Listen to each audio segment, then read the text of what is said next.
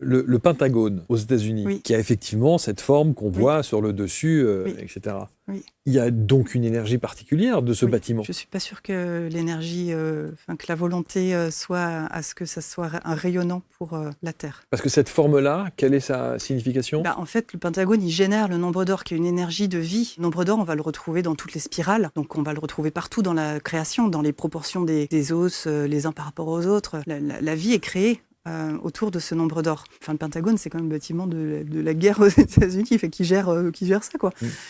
C'est une emprise, c'est une prise de pouvoir sur le monde. Parce que toutes ces formes, ces solides de Platon, sont partout. Ils sont à l'intérieur de toute chose. Si ce sont des protons dans le noyau d'atome, c'est que tous les atomes sont construits en solides de Platon qui s'agencent différemment en fonction de l'atome. C'est-à-dire que tout ce qu'on voit à la table, tout là, nous-mêmes, à l'intérieur de nous, on a des solides de Platon.